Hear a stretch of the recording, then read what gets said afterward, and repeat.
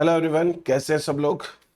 चलिए अब शुरू करते हैं हम हाइड्रोस्फीयर। हमने लास्ट क्लास तक इकोसिस्टम में मॉडल्स देखे थे कि सक्सेशन के कौन कौन से मॉडल्स होते हैं। तो अब सक्सेशन के अंदर नेक्स्ट हम पढ़ेंगे हाइड्रोस्फीयर। देखो, हाइड्रोस्फीयर का मतलब होता है ऐसा सक्सेशन जो वाटर से स्टार्ट हो, उसे हाइड्रोस्फीयर कहते हैं। अब वाटर बॉडी कोई भी वाटर बॉडी हो सकती है जिससे ये सक्सेशन स्टार्ट होगा। तो चलिए बात करते हैं कि कैसे ये सक्सेशन स्टार्ट हो सकता है। इसमें आपको बस खाली डिफरेंट स्टेजेस के नाम याद रखने हैं और ज्यादा कुछ नहीं है। जैसे लेट सपोज कि कोई एक वाटर बॉडी है, ये ऐसे कोई वाटर बॉडी है। इस वाटर बॉडी के अंदर पानी भरा हुआ है और ये जो पानी है, इस पानी के अंदर न्यूट्रिएंट्स बहुत कम है। ये पानी है, इसमें कोई लाइफ नहीं है अभी। तो इस पानी के अंदर अभी तक तो कोई लाइफ है नहीं। अब यहां पर सक्सेशन स्टार्ट होगा, धीरे धीरे करके ऑर्गेनिजम्स आना शुरू करेंगे। हमको ये तो समझ में आ गया कि सक्सेशन के अंदर जो सबसे पहले आते हैं उन्हें हम कहते हैं पायोनियर। जो सबसे पहले आते हैं उनको हम पायोनियर कहते हैं। अब हर टाइप के सक्सेशन में अलग अलग खाली एरिया होता है, अलग अलग बेयर एरिया होता है। कोई सक्सेशन डेजर्ट से शुरू होता है, कोई सक्सेशन रॉक से शुरू होता है, कोई सक्सेशन है वो वाटर से शुरू होता है। तो ऐसा तो हो ही नहीं सकता कि सारे टाइप के सक्सेशन में एक ही टाइप के पायोनियर कम्युनिटीज आए। ये एक्वाटिक सक्सेशन है तो मोस्ट प्रोबेबली एक्वाटिक ऑर्गेनिजम्स ही आएंगे। अब एक्वाटिक ऑर्गेनिजम्स में ऐसे कौन से ऑर्गेनिजम्स हो सकते हैं जो इस खाली पानी के अंदर, जिसमें न्यूट्रिशन बहुत कम है, वो आ जाए। तो भाई ऐसे तो मुझे एक ही लगते हैं, वो है यूनिसेलुलर ब्लू ग्रीन एल्गी, और ज्यादा से ज्यादा थोड़े बहुत यूनिसेलुलर एल्गी, ग्रीन एल्गी। तो इस प्रकार इस वाटर बॉडी के अंदर जो फर्स्ट स्टेज होगी, यानी पायोनियर टाइप के प्लांट्स होंगे, वो होंगे यूनिसेलुलर्स। अब क्या होता है कि ये जो यूनिसेलुलर ऑर्गेनिजम्स यहां आए, जैसे ये सारे के सारे आ गए, यूनिसेलुलर ऑर्गेनिजम्स आ गए। ये जो ऑर्गेनिजम्स है, इन ऑर्गेनिजम्स की बॉडी में रूट्स तो होती नहीं है, तो ये एक जगह फिक्स नहीं रहते, और छोटे छोटे सिंगल सेल ऑर्गेनिजम्स हैं ये। इसलिए ये ऑर्गेनिजम्स क्या करते हैं, पानी के अंदर फ्लोट करते रहते हैं। They are simply floating on the water. इसलिए इन प्लांट्स को हम कहते हैं फ्री फ्लोटिंग प्लांट्स, और इन्हें कहते हैं फाइटोप्लैंक्टॉन्स। इसलिए इस स्टेज का नाम रखेंगे फ्री फ्लोटिंग स्टेज। तो पहली स्टेज क्या हो गई, फ्री फ्लोटिंग स्टेज। ये तो हो गया पहला पॉइंट, ये फ्री फ्लोटिंग स्टेज हो गई। अब क्या, अब देखो, हमको ये पता चल गया कि सक्सेशन में पायोनियर कम्युनिटी होती है, वो थोड़े समय बाद में रिप्लेस हो जाती है और उसकी जगह कोई और आ जाती है। यानी कि इन पायोनियर्स की डेथ होगी।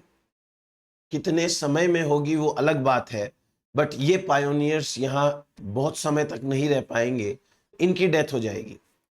जब इनकी डेथ होगी तो इनकी डेड बॉडी बॉटम में सेटल हो जाएगी। ये इनकी डेड बॉडी है और ये बॉटम में आकर के सेटल हो गई। जब बॉटम में इन प्लांट्स की डेड बॉडी सेटल होगी तो बॉटम में डीकंपोजिशन बढ़ेगा। डीकंपोजिशन बढ़ेगा तो इनऑर्गेनिक मैटर बढ़ेगा। इनऑर्गेनिक मैटर बढ़ेगा तो यहां पर दूसरे प्लांट्स को आने का मौका मिलेगा। इसलिए अब दूसरे टाइप के प्लांट्स आएंगे। देखो, ये मैं आपको ऐसे कर देता हूं कि इतना इतना बॉटम है, उसके अंदर अब डेड बॉडीज हैं, उनका डिकम्पोजिशन हुआ तो इस बॉटम के अंदर अब बहुत सारे दूसरे प्लांट्स आएंगे। अब जो दूसरे प्लांट्स आएंगे वो बॉटम में आएंगे। ये प्लांट्स की खास बात ये रहेगी कि इन प्लांट्स की बॉडी पूरी की पूरी वाटर के नीचे रहेगी और इन प्लांट्स के अंदर रूट्स भी होगी। तो ये रूट्स की हेल्प से अपने आप को नीचे बॉटम के अंदर होल्ड करके रखेंगे। और ये प्लांट्स यहां वाटर के नीचे प्रेजेंट है, 2 नंबर के प्लांट्स। इन प्लांट्स का या इस स्टेज का नाम होगा rooted submerged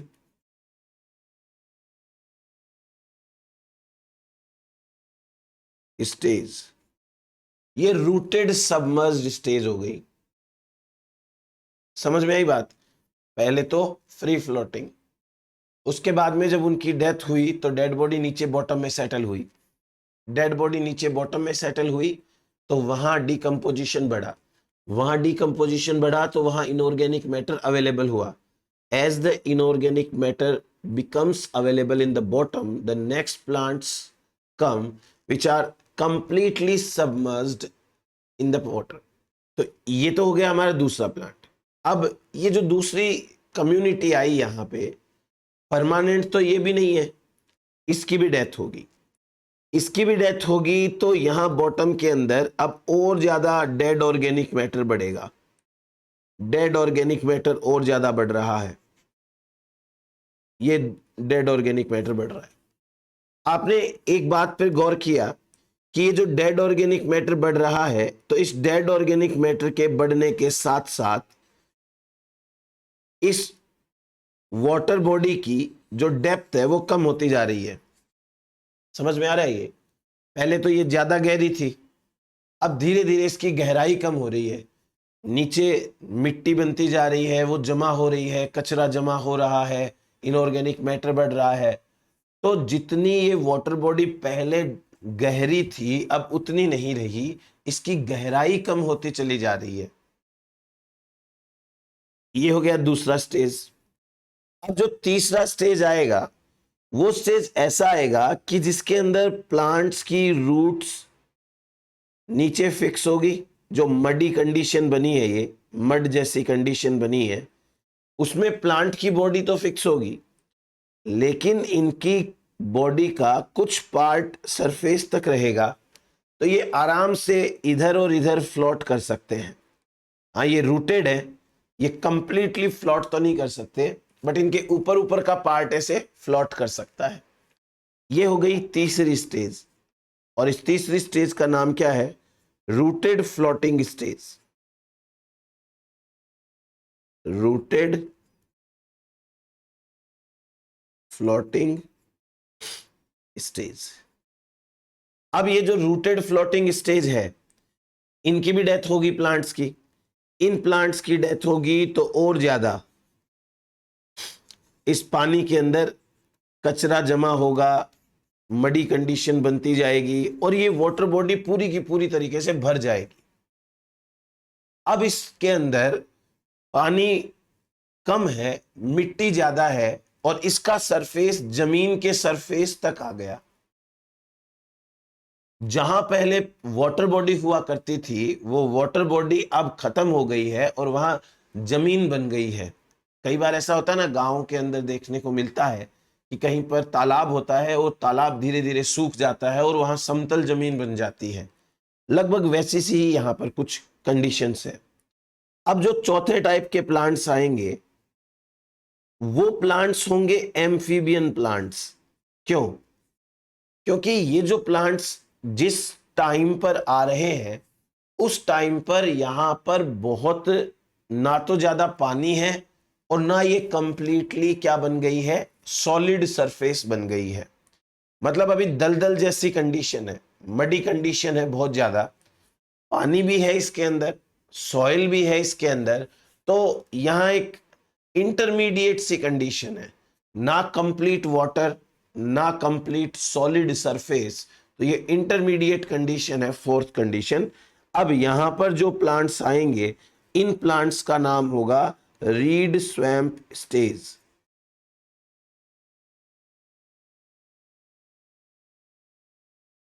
read swamp stage. ये जो रीड स्वैम्प स्टेज है इसे कहते हैं एम्फीबियन स्टेज। इस स्टेज का नाम क्या है? Amphibian stage. तो ये स्टेज आ गई हमारे पास में, एम्फीबियन स्टेज, चौथी स्टेज। अब क्या? अब ये वाटर बॉडी और ज्यादा सॉलिड होती चली जाएगी, और ज्यादा सॉलिड होती चली जाएगी, तो यहां पर पानी की कॉन्सेंट्रेशन कम होती चली जाएगी। पानी की कॉन्सेंट्रेशन कम होगी और लगेगा कि यहाँ वाटर बॉडी गायब हो चुकी है, पूरा का पूरा दलदल है, वो एकदम से सॉलिड सा बन गया है। तो यहाँ पर अब नेक्स्ट टाइप के जो प्लांट्स आएंगे वो आएंगे सेज मीडो टाइप के प्लांट्स। सेज मीडो, मैं आपको समझाता हूं सेज मीडो क्या होते हैं। Says मीडो stage. सेज प्लांट्स वो प्लांट्स होते हैं जो वुडी प्लांट है बट बहुत ज्यादा हार्ड नहीं है। जैसे मेहंदी का प्लांट, आप लोगों ने अपनी कॉलेजेस के अंदर देखा होगा कि गार्डन बनाते हैं तो गार्डन की बाउंड्री बाउंड्री पे मेहंदी के प्लांट्स लगा देते हैं और फिर उनकी कटिंग कर देते हैं, तो वो मेहंदी के प्लांट की एक दीवार सी बन जाती है। उन प्लांट्स को सेज प्लांट्स कहते हैं। वो प्लांट्स ना तो बहुत ज्यादा सॉलिड है, ना ये बहुत ही ज्यादा मतलब हल्के टाइप के हैं, वुडी प्लांट्स है, तो वो टाइप के प्लांट्स यहां आते हैं। फिर उन प्लांट्स के बाद में और ज्यादा टाइप के प्लांट्स आएंगे, वो एकदम से कंप्लीटली वुडी प्लांट होंगे। इन्हें कहते हैं वुडलैंड स्टेज। Woodland stage. और अंत में आएगी फॉरेस्ट स्टेज। तो ये हो गया हमारे पास में एक हाइड्रोस्फीयर कंप्लीट। कि हाइड्रोस्फीयर में जहां वाटर बॉडी हुआ करती थी वहां वाटर बॉडी की जगह अब कंप्लीटली सॉलिड सरफेस बन गई है, और सॉलिड सरफेस बनने की वजह से वहां पर अब एक फॉरेस्ट टाइप का डेवलप हो चुका है। ये डिपेंड करेगा कि वाटर बॉडी की लोकेशन क्या है।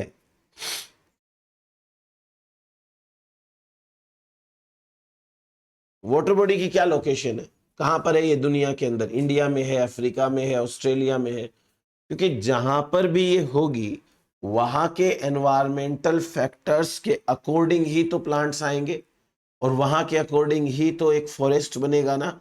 अब राजस्थान के जैसी क्लाइमेट कंडीशन होगी ये, तो राजस्थान में तो डेजर्ट टाइप के प्लांट्स होते हैं।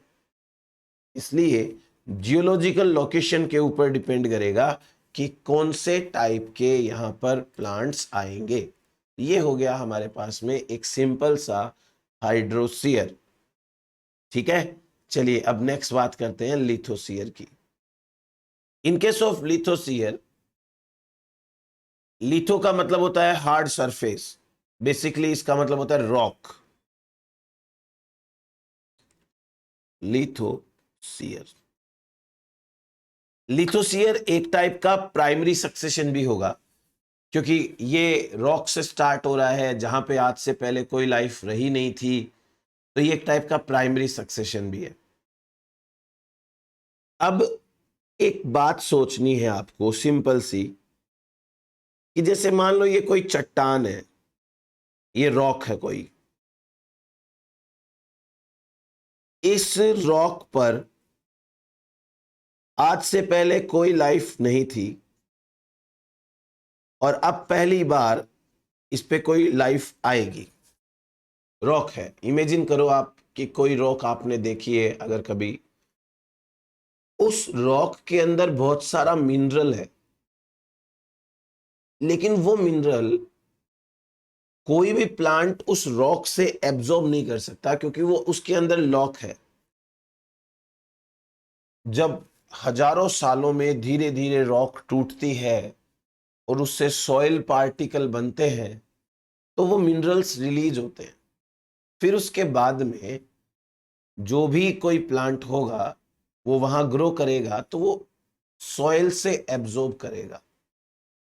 मिनरल्स हैं वो पैक हो गए हैं सॉइल के अंदर। अब ऐसी कोई रॉक जिसके अंदर मिनरल्स हैं बहुत सारे, और वहां से कोई ना कोई टाइप का प्लांट आएगा, तो वो कौन से प्लांट्स हो सकते हैं? सिंपली देखते हैं, बात करते हैं इनके बारे में। इस रॉक पर जो सबसे पहले टाइप के कोई ऑर्गेनिजम्स आ सकते हैं, यदि सबसे पहले टाइप के कोई भी ऑर्गेनिजम्स आ सकते हैं, तो वो ऑर्गेनिजम्स होंगे लाइकेन्स। ये है लाइकेन्स। और ये लाइकेन में भी एक खास टाइप के लाइकेन्स है।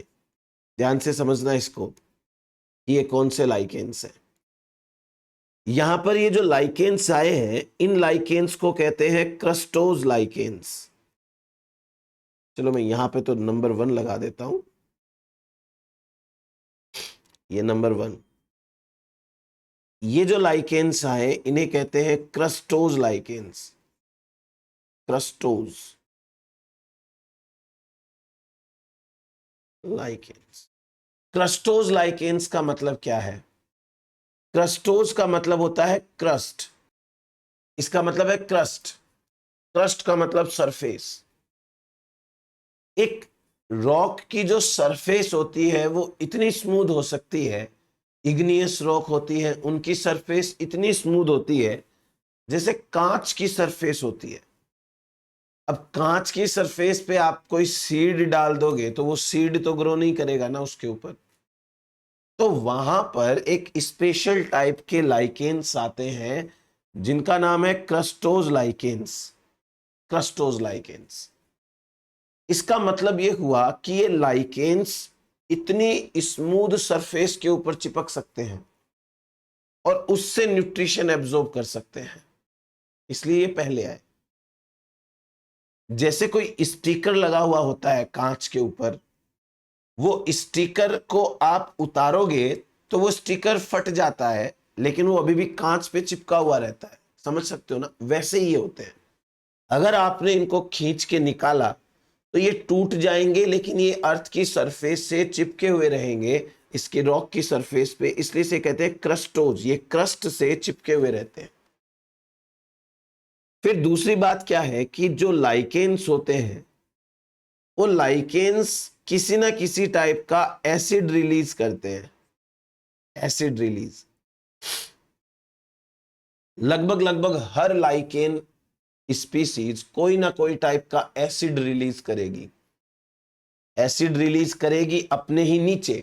एक स्टिकर है और स्टिकर अपने नीचे जहां वो चिपका हुआ है वहीं पर एसिड रिलीज कर रहा है। इससे क्या होगा कि वो रॉक की सरफेस धीरे धीरे टूटेगी और वो धीरे धीरे टूट करके रफ बनती जाएगी। वहां पर सॉइल के पार्टिकल्स बन जाएंगे। सॉइल के पार्टिकल्स बन जाएंगे तो वो सरफेस उतनी स्मूथ नहीं रहेगी जितनी स्मूथ होनी चाहिए। पहले तो स्मूथ थी, बट ये लाइकेन्स ने क्या किया, वहां पर आकर के केमिकल्स रिलीज किए जिससे कि सरफेस है वो रफ हो गई। अब ये जो रफ सरफेस है इस पर ये ग्रो नहीं कर सकते, क्योंकि इनका अडेप्टेशन ऐसे है कि ये स्मूथ सरफेस के ऊपर ग्रो कर सकते हैं, ये रफ सरफेस के ऊपर ग्रो नहीं कर सकते। इनकी डेथ हो जाएगी। इनकी डेथ हो जाएगी तो दूसरे टाइप के आएंगे लाइकेन्स। अभी भी लाइकेन्स ही आ रहे हैं, बट दूसरे टाइप के आ रहे हैं। तो दूसरी स्टेज है वो भी लाइकेन की है यहां पे, और इस दूसरी स्टेज को कहते हैं फोलियोज लाइकेन।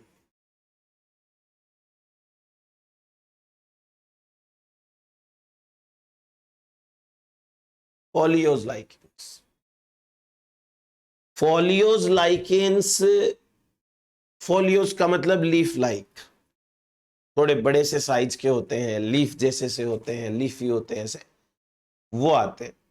अब है तो ये भी लाइकेन्स ही, ये भी एसिड रिलीज करते हैं। ये जब एसिड रिलीज करते हैं तो इनके एसिड से भी रॉक की सरफेस टूटती है।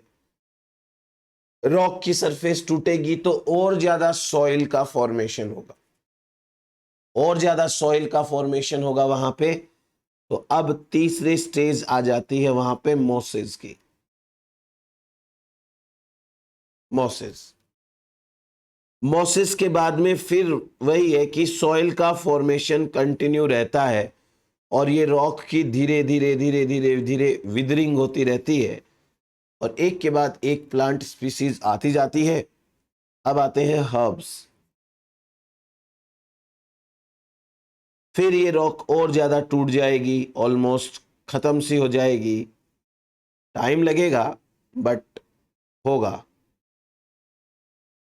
ये हैं शर्ब्स।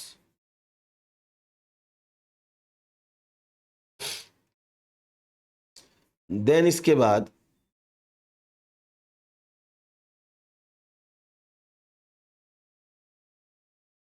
नेक्स्ट स्टेज आएगी ट्रीज। तो कहने का मतलब ये हो गया एक टाइप का लिथोसियर। इस लिथोसियर के अंदर जहां पर सबसे पहले कोई रॉक हुआ करती थी उस एरिया में अब रॉक गायब हो गई है और पूरी सॉइल बन गई है। तो हम ये भी कह सकते हैं कि जो लिथोसियर है it helps in soil formation, soil formation में भी हेल्प करता है। ये बात है लिथोसियर के अंदर। आपको यहां से देखो नेट में अपने सवाल जो पूछे जाते हैं वो ज्यादा से ज्यादा यही पूछेंगे कि भाई इन स्टेजेस का सीक्वेंस क्या है, क्रम क्या है ना, कि क्या सीक्वेंस के अंदर ये आ रही हैं। तो पीछे वाला भी ध्यान रखना है आपको। ये देखो इनका जो सीक्वेंस है वो भी इजीली याद हो जाएगा और वो भी हो जाएगा। मैं बता दूं आपको, जैसे अगर आपसे कोई सिंपली ये सारी स्टेजेस के नाम दे रखे हो तो आप आराम से इतना दिमाग लगा सकते हो ना कि सबसे पहले तो फ्री फ्लोटिंग आएंगे, वही सबसे पहले आ सकते हैं। और ये तो दिमाग लग जाएगा ना कि फॉरेस्ट सबसे लास्ट में बनेगा, F to F। ये फ्री फ्लोटिंग से फॉरेस्ट F फर्स्ट में, F लास्ट में स्टेज में आता। देन उसके बाद में देखो 3 R है, R। ये स्टेजेस हैं, वो R स्टेजेस हैं। क्लियर? इनमें से पहले सबमर्ज्ड होंगे, फिर फ्लोटिंग होंगे और बाद में ऊपर वाले होंगे। आपको लिखा है एम्फीबियन स्टेज। एम्फीबियन स्टेज तो तब आएगी ना जब अर्थ और सॉइल और वाटर दोनों वाली सी कंडीशन बन जाएगी। स्टार्टिंग के अंदर सबमर्ज्ड आएगी, फिर फ्लोटिंग आएगी, यानी बहुत पानी, अभी भी पानी ज्यादा है इसलिए फ्लोट कर पा रहे हैं प्लांट्स। उसके बाद में कौन आएगा? एम्फीबियंस आएंगे। देन सेजमिडो, थोड़े हार्ड टाइप के प्लांट बट इतने हार्ड भी नहीं, सॉफ्ट वुडी प्लांट्स बोल सकते हो, वो आएंगे। आगे ये जो स्टेजेस हैं इसके अंदर लिथोसियर में, इसमें पहले आते हैं 2 लाइकेंस। लाइकेंस, और दोनों में से पहले आएगा सी, उसके बाद में आएगा एफ, अल्फाबेटिकली आ जाएगा। देन उसके बाद में आएंगे ब्रायोफाइट्स, मोसेस, फिर तो सिंपल है हर्ब्स, शर्ब्स, ट्रीज। क्लियर हो गया? ये स्टेजेस आपको ऐसे ही याद करनी है। चलो आगे बात करते हैं थ्योरीज ऑफ सक्सेशन।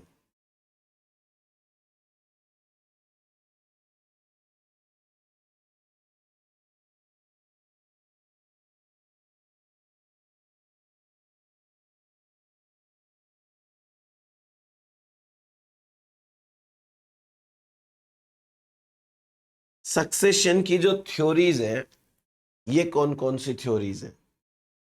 अलग अलग वैज्ञानिकों ने अलग अलग तरीके से सक्सेशन को डिफाइन किया। इनमें से एक थ्योरी है मोनोक्लाइमेक्स थ्योरी।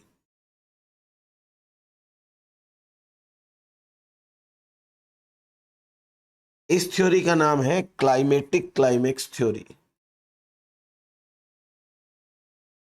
क्लाइमेटिक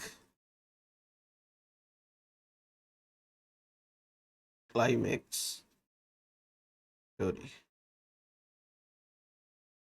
मोनोक्लाइमेक्स थ्योरी या क्लाइमेटिक क्लाइमेक्स थ्योरी क्या कहती है? देखो, नाम से समझ में आ रहा है, मोनोक्लाइमेक्स यानी एक क्लाइमेक्स। आगे वाला बाद में बताऊंगा। ये थ्योरी दी थी सिंपली क्लीमेंट्स ने, जिन्होंने सक्सेशन के बारे में काफी बताया। तो theory was given by क्लीमेंट्स।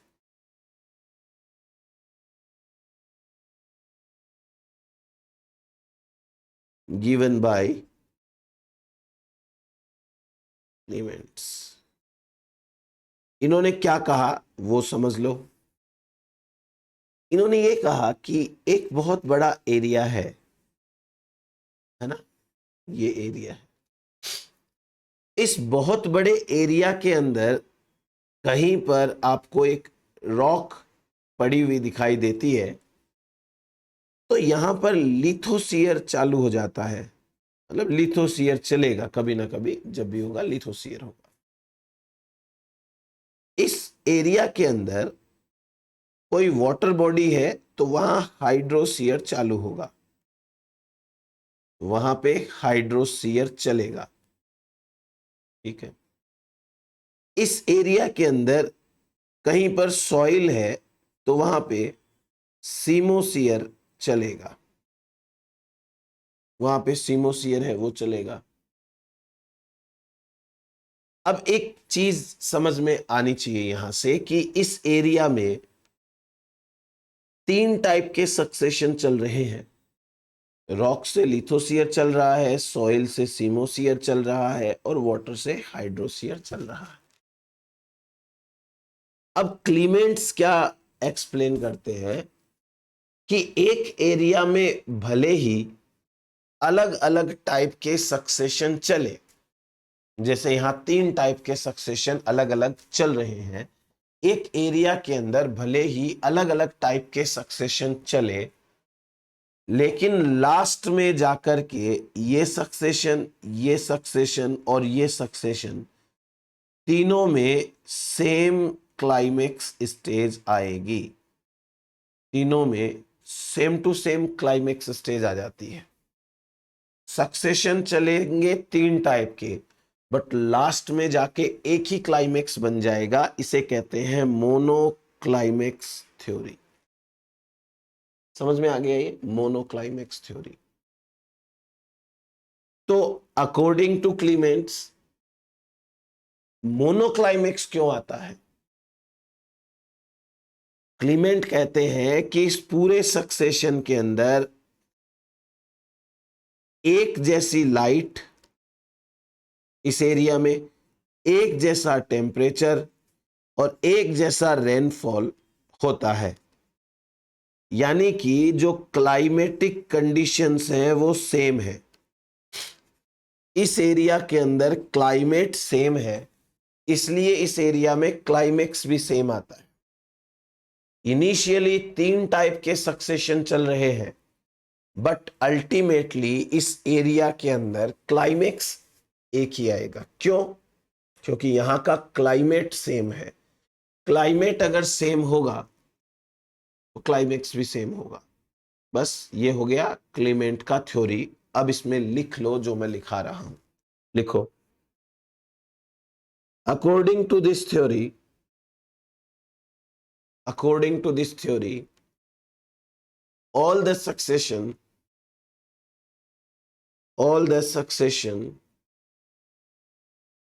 running in an area, all the succession running in area, bracket में लिखो लिथोसियर, सीमोसियर, हाइड्रोसियर, लिथोसियर, सीमोसियर, हाइड्रोसियर,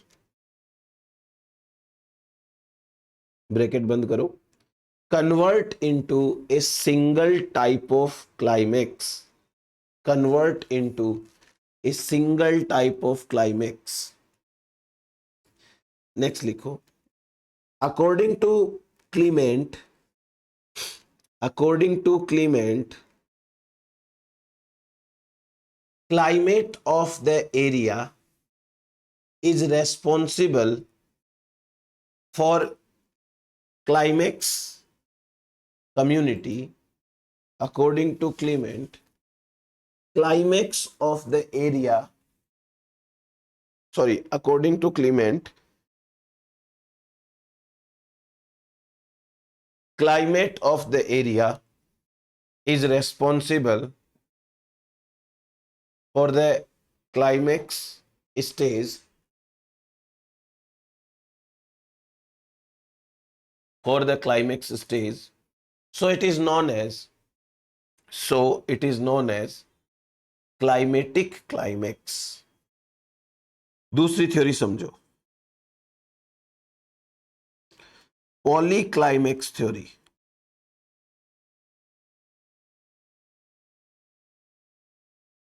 नाम से समझ में आ रहा है, पॉलीक्लाइमेक्स, गिवन बाय टेंसले. टेंसले ने दी थी ये थ्योरी, पॉलीक्लाइमेक्स थ्योरी. क्या कहा इन्होंने? टेंसले ने सिंपली ये कहा कि एक एरिया है और उस एरिया में मान लीजिए कि यहां लिथोस्फीयर चल रहा है. यहां चलने को लिथोस्फीयर चल रहा है, यहां चलने को मान लीजिए कि हाइड्रोस्फीयर चल रहा है, और यहां मान लीजिए कि कोई सीमोस्फीयर चल रहा है. तो टेंसले ये कहते हैं कि इस एरिया में टेम्परेचर, इस एरिया में लाइट, और इस एरिया के अंदर रेनफॉल. पहली बात तो एक बड़े एरिया के अंदर ये तीनों फैक्टर हर जगह कांस्टेंट नहीं हो सकते. आप सिंपली ये सोचो कि आपका अपना घर है, आपके खुद के घर में ही आपको एक जगह पे ज्यादा टेम्परेचर फील हो सकता है, दूसरी जगह थोड़ा कम फील हो सकता है. एक कमरा ठंडा रहता है, दूसरा कमरा गर्म रहता है. जब एक छोटे से घर में ही इतना डिफरेंस आप फील कर सकते हो, तो फिर एक बड़ा सा एरिया है, उसमें हर जगह टेम्परेचर सेम कैसे हो सकता है? हर जगह लाइट सेम कैसे हो सकती है? और हर जगह वहां रेनफॉल कैसे सेम हो सकती है? साथ ही साथ नेचर के अंदर ऐसा तो है नहीं कि खाली ये तीन ही फैक्टर्स है एनवायरनमेंट के अंदर. इसी एरिया के अंदर आपको और factors, wind, soil, biotic, topography, बहुत सारे फैक्टर्स देखने को मिलेंगे. तो ओवरऑल बात ये हो गई कि जो सक्सेशन होता है, वो सक्सेशन अलग अलग फैक्टर्स से अफेक्ट होता है. तो वो सक्सेशन सेम कैसे हो सकता है बताओ? तो ये लिथोस्फीयर जहां चलेगा वहां पर क्लाइमेक्स कोई वन आएगा, मतलब एक टाइप का क्लाइमेक्स आएगा. सीमोस्फीयर चलेगा, इसकी फाइनल स्टेज अलग होगी. हाइड्रोस्फीयर चलेगा, इसकी फाइनल स्टेज अलग होगी. तो ये हो गया तीन टाइप के climax. Poly climax, multiple climax. ये टेंसले ने बोला, लिखो इसके अंदर. According to this theory,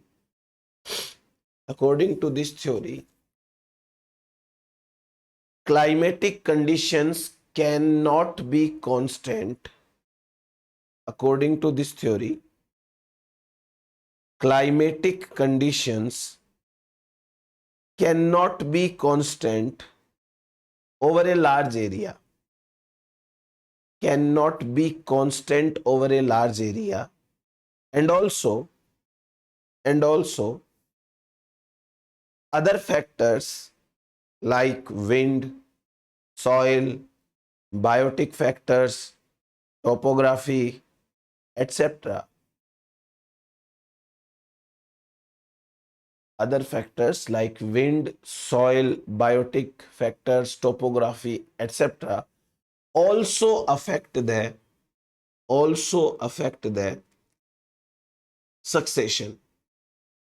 So more than one type of succession are achieved, more than one type of climax are achieved in the area. More than one type of climax are achieved in the area. ये थी theory Tansley की। अब तीसरी theory की बात करते हैं। तीसरी थ्योरी कहती है क्लाइमेक्स पैटर्न थ्योरी, और ये हाइपोथेसिस ज्यादा है, थ्योरी कम है। ये दी थी वीटेकर ने।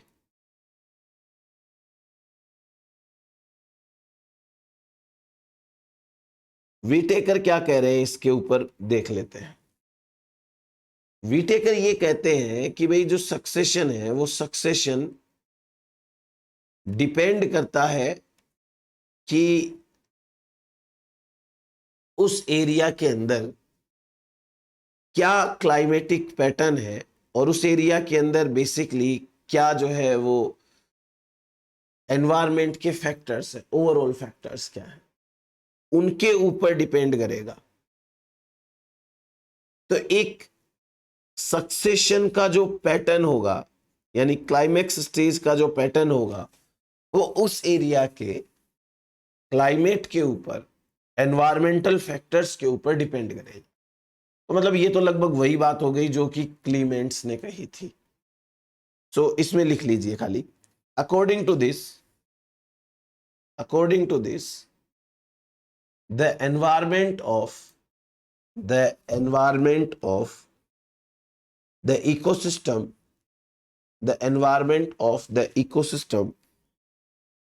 determines the composition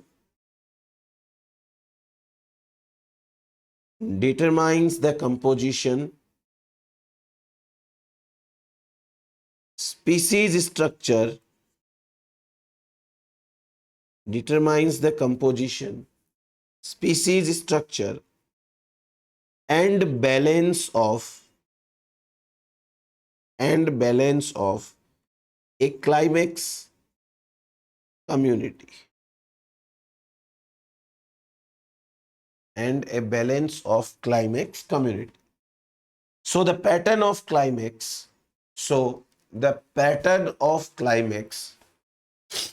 will change as the environment change.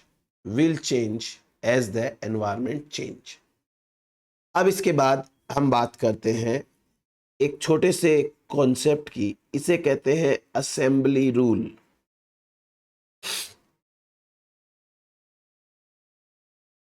Assembly rule, इसका क्या मतलब होता है? असेंबली रूल का सीधा सा मतलब यह है कि एक, आपने गेम खेला होगा बचपन में, अभी भी खेल लेते होंगे मौका मिलता है तो, जैसे कोई एक पजल वाला गेम होता है जिसके अंदर बहुत सारे छोटे छोटे टुकड़े होते हैं, और उन टुकड़ों के ऊपर कोई ना कोई शेप बनी हुई रहती है। उन छोटे छोटे टुकड़ों को हम एक दूसरे टुकड़ों के अंदर फिट करते हैं तो फाइनली एक बड़ी सी शेप आ जाती है ना, वो एक छोटा छोटा टुकड़े वाला गेम। तो आपको ये पता है कि जैसे मान लीजिए एक टुकड़ा ऐसा है, सपोज करो कि एक ऐसा टुकड़ा है, इसको मैं ए टुकड़ा बोल देता हूं, ए, और एक टुकड़ा है वो इस तरीके का है, इसको मैं बी बोल देता हूं, लेट सपोज कुछ इस तरीके का सा है, और एक टुकड़ा मान लीजिए कुछ ऐसा सा है, इसको सी बोल देता हूं। सपोज कि अगर आपने पहला टुकड़ा पिक किया, ए आपने पिक किया, अब आप बताओ कि ए में कौन सा टुकड़ा फिट होगा? जाहिर सी बात है कि ये दूसरा टुकड़ा है, बी फिट होगा, सी तो फिट नहीं होगा। तो ए के बाद में आपको बी ही लेना पड़ेगा, है ना, तभी वो आपका गेम आगे चलता रहेगा। और जैसे मान लो कि ये सी बी है, इसके बाद ये सी यहां फिट हो जाएगा। तो जैसे उस सिंपल से गेम के अंदर जो टुकड़ा आपने पहले पिक किया उस पे डिपेंड करेगा कि अब दूसरा मैचिंग वाला कौन सा पीस आप वहां ले रहे हो। उसी तरीके से कम्युनिटी के अंदर भी अगर पहली स्पीसीज आ जाती है, पायोनियर स्पीसीज मान लो आ जाए, ये पायोनियर स्पीसीज आ गई, तो इस पायोनियर स्पीसीज ने यहां आके क्या एक्टिविटी करी, इसने यहां आके क्या क्या चेंजेस किए, सॉइल की पीएच में क्या चेंज आया इसकी वजह से, सॉइल के न्यूट्रिएंट्स में क्या चेंज आया इसकी वजह से। तो इस स्पीसीज ने जो जो चेंजेस किए यहां पे, उनके अकॉर्डिंग नेक्स्ट यहां पर आएगी स्पीसीज। जैसे एक टुकड़ा आपने उठाया तो अब उस पर डिपेंड करेगा कि दूसरा कौन सा टुकड़ा लेना है। सिमिलरली ये स्पीसीज जो आई है उस पर डिपेंड करेगा कि अगली स्पीसीज कौन सी आएगी। लिखिए, according to this rule, according to this rule, in a succession, according to this rule, in a succession, all the species are like pieces of puzzle. All the species are like pieces of puzzle. The first species which comes, the first species which comes influences the entry of, influences the entry of subsequently invading species, influences the entry of subsequently invading species। तो ये हो गया हमारे पास में सीधा सा दूसरा concept, एक रूल है। अब सक्सेशन को लेकर के एक छोटा सा मॉडल दे रखा है, इसे कहते हैं इनिशियल फ्लोरिस्टिक कंपोजिशन मॉडल।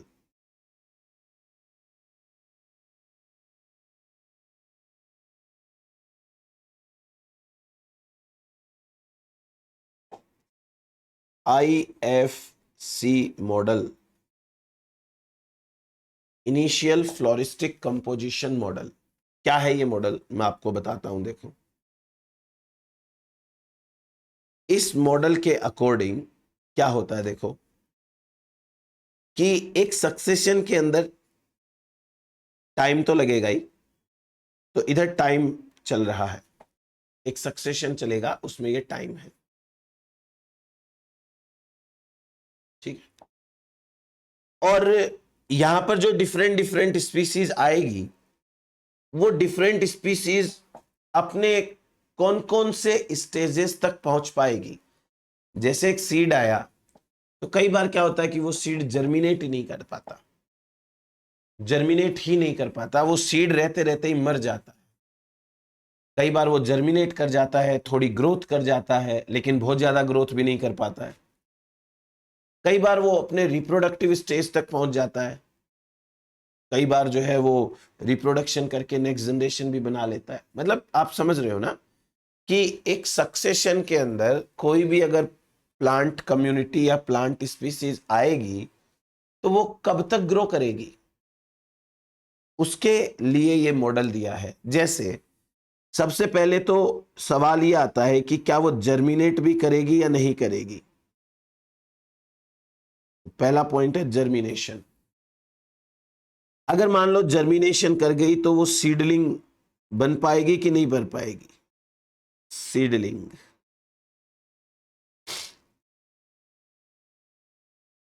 उसके बाद क्या वो वेजिटेटिव स्टेज तक पहुंचेगी, मतलब वेजिटेटिव ग्रोथ कर पाएगी कि नहीं कर पाएगी। और फाइनली क्या वो रिप्रोडक्शन कर पाएगी कि नहीं कर पाएगी। तो भाई ये एक प्लांट की लाइफ में काफी सारे स्टेजेस आ गए आपने। अब बात करते हैं अलग अलग स्पीसीज की, और इस मॉडल के अकॉर्डिंग क्या बात है। मॉडल ये कहता है कि एक सक्सेशन के अंदर डिफरेंट स्पीसीज अपनी लाइफ के डिफरेंट स्टेजेस तक पहुंचती है और फिर मर जाती है। तो ये भी कोई कहने की बात हुई क्या? पता ही था ये तो, बट ये मॉडल जो दिया है तो समझना पड़ेगा।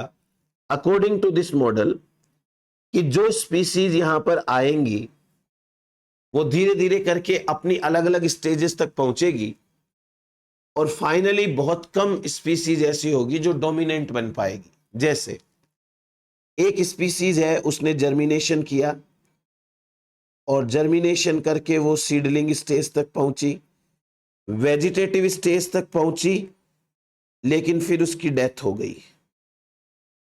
तो हो गया इसका तो सक्सेशन पूरा। अब मैं ये ग्राफ वापस नीचे लेके जा रहा हूं, तो एक्स्ट्रा दिमाग मत लगा लेना कि ये वापस सीडलिंग बन गई क्या, वापस ये जर्मिनेशन हो गया क्या। जर्मिनेशन हुआ, सीडलिंग बनी, एंड देन वापस डेथ हो गई। इसके बाद में कोई दूसरी स्पीसीज आती है या साथ में ही एक दूसरे के दो स्पीसीज एक साथ आती है, वो दूसरी स्पीसीज तो बहुत पहले ही खत्म हो गई। इसी प्रकार कोई तीसरी स्पीसीज आती है और वो काफी लंबे समय तक यहां पे रहती है, फिर चली जाती है। और कोई स्पीसीज आती है, रिप्रोडक्शन वगैरह करती है आराम से, अच्छे खासे समय तक रहती है, खत्म हो जाती है। कोई स्पीसीज आती है, वेजिटेटिव ग्रोथ करती रहती है, रिप्रोडक्शन करती नहीं है, चलती रहती है, आगे कर लेगी रिप्रोडक्शन। कोई स्पीसीज यहां आई, कौन से समय पर आई, कब आई, ऐसे करके मतलब अलग अलग स्पीसीज आती जाएंगी, रिप्रोडक्शन करती जाएंगी, कुछ नहीं कर पाएंगी। बस ये है मॉडल, समझ में आया? डिफरेंट डिफरेंट स्पीसीज अपनी लाइफ के डिफरेंट डिफरेंट स्टेजेस तक पहुंचेगी, बहुत कम तो उसमें से डोमिनेंट बन पाएगी, बाकी मर जाएंगी। लिखो इसमें, according to this model, according to this model, all the species which are present from starting, all the species which are present from the starting, which are present on the starting, represent a community, represent a community, and only a few of them, and only a few of them become dominant. A few of them become dominant. ये हो गया हमारे पास में IFC model. एक और अच्छा आपको मैं मॉडल बताता हूं, ये है अडेप्टिव स्ट्रेटजीज।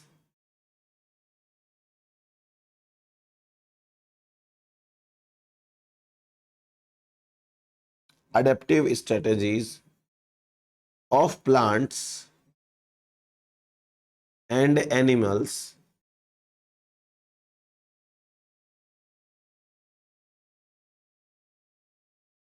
During succession. इसका मतलब क्या है? जैसे मैंने आपको पहले आपको आर एंड के सिलेक्शन के करेक्टर्स बताए थे कि आर सिलेक्शन में ग्रोथ कर्व ये होता है, उसमें ये होता है, ऐसे करके बहुत सारे बताए थे। बाद में मैंने आपको पायोनियर और क्लाइमेक्स कम्युनिटी के अंदर भी काफी सारे चीजें बताई थी, याद हो आपको तो। क्लाइमेक्स है वो कैसी होती है, उसमें पायोनियर में क्या कंडीशन होती है, क्लाइमेक्स में क्या होती है। जैसे बायोडाइवर्सिटी पहले कम होती है फिर बढ़ जाती है, बायोमास पहले कम होता है फिर बढ़ जाता है, न्यूट्रिएंट साइकिल पहले ओपन होती है फिर क्लोज हो जाती है, मतलब बताया था ना। बस लगभग वही चीज है। तो अब इसके अकॉर्डिंग देखो क्या करना है।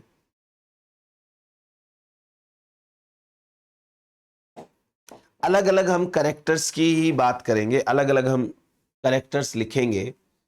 तो जैसे ये है यंग फील्ड, मैं आपको ऐसा का ऐसा ही बता रहा हूं जैसा बुक के अंदर है, ताकि अगर डायग्राम आए तो आप पहचान जाओ। और ये है ओल्ड फील्ड, बीच में ओल्ड फील्ड, ये सक्सेशनल स्टेज है यहां पे।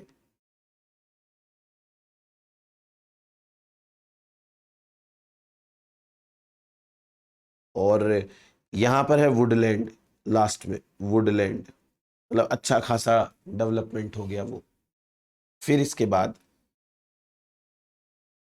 लगभग बीच में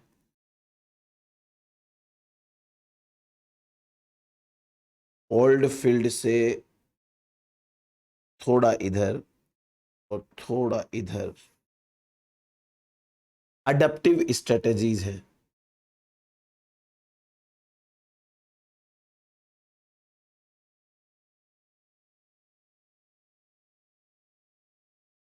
बीच में क्या है? Adaptive strategies. ठीक है, ये अडेप्टिव स्ट्रेटेजीज है बीच में।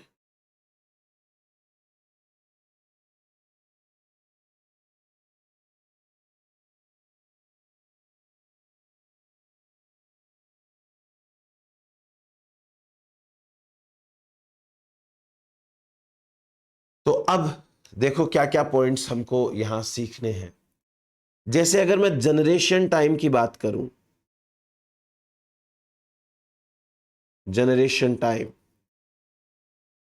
स्टार्टिंग में जनरेशन टाइम कैसा होगा? ऑर्गेनिजम्स का कम होगा ना, सिंपल ऑर्गेनिजम्स होंगे, उनका जनरेशन टाइम कम होगा। धीरे धीरे चाहे वो प्लांट हो चाहे हर्बीवोर हो, सबका जनरेशन टाइम बढ़ेगा। तो एक ऐसा सा आपको डायग्राम सा बनाना है, ऐसा ऐसा कि पहले जनरेशन टाइम नैरो होता है, फिर ब्रॉड हो जाता है, बढ़ जाता है, और ये आएगा for all plants, all herbivores. नहीं, प्लांट्स में ऑल नहीं आएगा, खाली प्लांट्स, ऑल हर्बीवोर्स। क्या पता क्लाइमेक्स स्टेज जब बन जाए तो कुछ ग्रासेस वगैरह ग्रो करे, हर्बीवोर्स। इंसेक्ट्स, सबका, बाकी सबका जनरेशन टाइम बढ़ेगा, ज्यादा जनरेशन टाइम वाले ऑर्गेनिज्म होंगे। रिप्रोडक्टिव एफर्ट, रिप्रोडक्टिव एफर्ट, आपको पता है कि बाद में रिप्रोडक्टिव एफर्ट कम हो जाते हैं, रिप्रोडक्शन में एफर्ट कम लगाते हैं, एनर्जी कंपटीशन में लगाते हैं ज्यादा, तो इधर ये ग्रेडियंट सा कम हो जाएगा, मतलब इस साइड में आपको ये कम दिखाना है ऐसे। और ये किसके लिए होगा? प्लांट्स के लिए, एफिड्स के लिए, इनके लिए ये कम हो जाएगा। फिर तीसरे करेक्टर की बात करते हैं, फ्लाइट एबिलिटी, छोड़कर जाने की कैपेसिटी, फ्लाइट एबिलिटी, उस एरिया को छोड़कर जाने की एबिलिटी। देखो स्टार्टिंग के अंदर ज्यादा होती है और बाद में थोड़ी कम हो जाती है, फिर बाद में वापस से कम से बढ़ जाती है, क्योंकि जैसे जैसे क्लाइमेक्स स्टेज आएगी तो भर जाएगा एरिया, तो जो बाद में आएगी स्पीसीज वो मूड बना के वापस चली जाएगी कि नहीं, नहीं रह सकते यहाँ पे, अच्छा नहीं है। स्टार्टिंग के अंदर पायोनियर खाली एरिया था, आएंगे, लगेगा कि भाई यहाँ पर तो रहने लायक जगह नहीं है, वापस चले जाएंगे। धीरे धीरे थोड़ा ठीक लगेगा तो रहने लगेंगे, फिर बाद में जब ऑक्यूपाई हो जाएगा एरिया, वापस छोड़ के जाने का मन करेगा। ये किसके लिए होता है? ऑल हर्बीवोर एंड इंसेक्ट के लिए, ऑल हर्बीवोर, प्लांट्स की तो बात ही नहीं कर रहे, ऑल हर्बीवोर्स एंड इंसेक्ट्स के लिए। एनिमल्स आएंगे, देख के चले जाएंगे। फिर निश बिड्थ की बात करें, निश बिड्थ, निश तो समय के साथ नैरो होता चला जाएगा, ऑल हर्बीवोर्स एंड इंसेक्ट्स।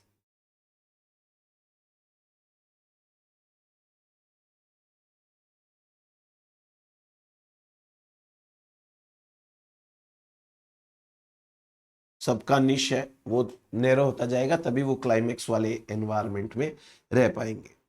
और मॉर्फोलॉजिकल डाइवर्सिटी, ये बहुत अच्छा पॉइंट है, मॉर्फोलॉजिकल डाइवर्सिटी। इसका मतलब क्या है? मोर्फोलॉजिकल डाइवर्सिटी बढ़ जाएगी, मतलब मोर्फोलॉजी के बेसिस पे आपको बहुत सारे डिफरेंट स्पीसीज दिखेंगे। इंसेक्ट्स में डिफरेंट डिफरेंट स्पीसीज के इंसेक्ट, हर्बीवोर में डिफरेंट स्पीसीज के हर्बीवोर, कार्निवोर में डिफरेंट, मतलब अलग अलग मोर्फोलॉजी के एनिमल्स, प्लांट्स सब दिखेंगे। तो ये सब में बढ़ेगा, अलग अलग स्पीसीज के प्लांट्स, अलग अलग स्पीसीज के बर्ड्स, अलग अलग स्पीसीज के हेट्रोप्टेरा, हेटेरोप्टेरा, अलग अलग स्पीसीज के कर्क्यूलियोनोइडिया, कर्क्यूलियोनोइडिया, नोइडिया, ये एनिमल्स के नाम है, लिख लो आप। तो ये भी जो है वो बढ़ेंगे वहां पे। ये हो गया हमारे पास में अडप्टिव स्ट्रेटेजीज। बस ये आप इतना याद करिए, अगली क्लास में मिलते हैं। Thank you so much.